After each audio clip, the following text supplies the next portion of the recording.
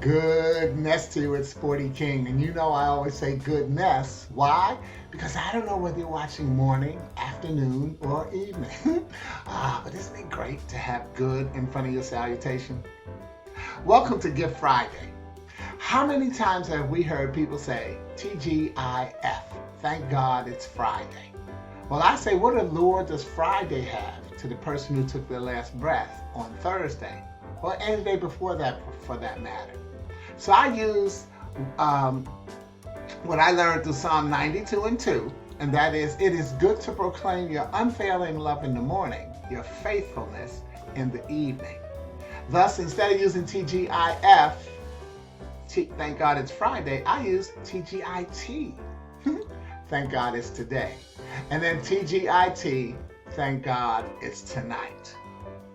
And that allows me to add another scriptural favorite of mine, Matthew 6:34.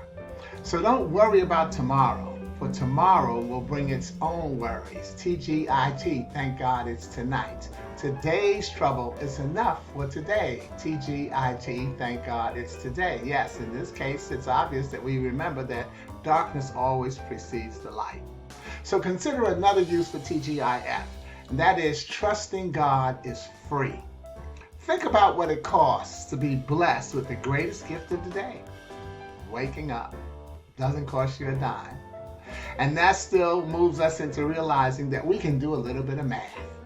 We can subtract the T and TGIF from the front and move it to the end and add it to get GIFT, gift. Gift, what we should really be giving God thanks for every day. And that is the gift of today, because God is for today. And Gift Friday is the online sharing of one of my original poems, and its possible uses to inspire audiences online, in person, or in spirit, because that's where it counts.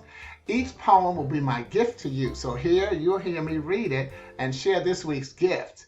And then I'll post your keepsake colorful copy in the thread on LinkedIn and Facebook. Now, last month, I stated, Happy Friday the 13th, take one, February.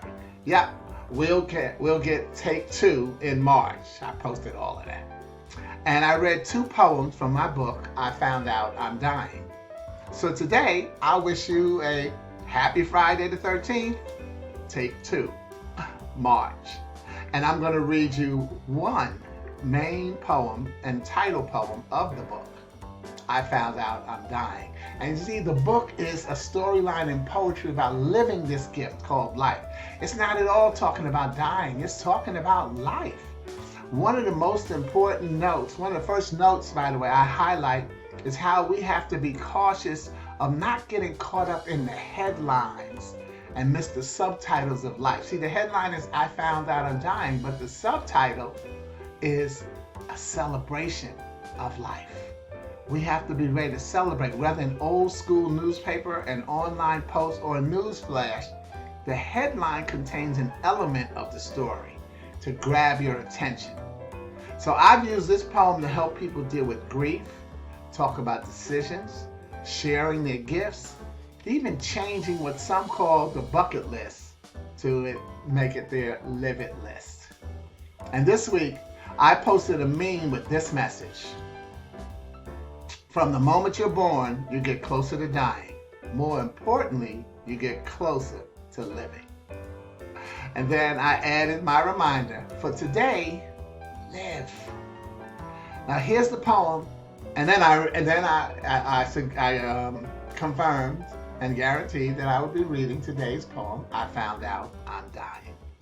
So here's the poem and its message to those who act like they're never going to die. I found out I'm dying. You see, actually, I've known it for quite some time now. But for so many others, it's new news. So I'd like to thank you, God, for yesterday, as much as I do for today. And I ask that you, my friends, pause, but not stop, to think about some of the wild things I've survived before this, my greatest challenge. And believe me, death is the only challenge we won't sit and talk about or relive. But we can find joy in it. Joy because there'll be enough kind words at the funeral to create a new dictionary. Kind words that I need now. You see, kind words keep us alive, physically, mentally, spiritually. I found out I'm dying. And when I woke up this morning, I wept. Then I laughed aloud and started to sing. But remember that I couldn't sing. So I danced instead. And I whistled a tune as I made my bed. I threw open the windows and let out a cheer. Actually, I just smiled so no one could hear. I exercised, ate, and dressed after I washed. Then I looked in the mirror and gave myself a wink. Not bad for a body that survived another day. I'm so blessed to get older, is all I could think. I didn't bother reading the obituary because I knew I wasn't there. Instead, I clipped my fingernails and neatly styled my hair. I found out I'm dying, and that I have been since day number 1. So I spend little time regretting my life, because I'd rather spend the time reading my Gift Friday poems and having fun. And think about that line in the poem. And I ask you, my friends, to pause, not stop, to think about some of the wild things I've survived before. This is my greatest challenge. I believe death is the only challenge we won't sit and talk about or relive, but we can find joy in it. Joy, because there'll be enough kind words at the funeral to create new dictionaries. You know how people say, oh, he was such a good person. Oh, she was just, all these kind words that you need now.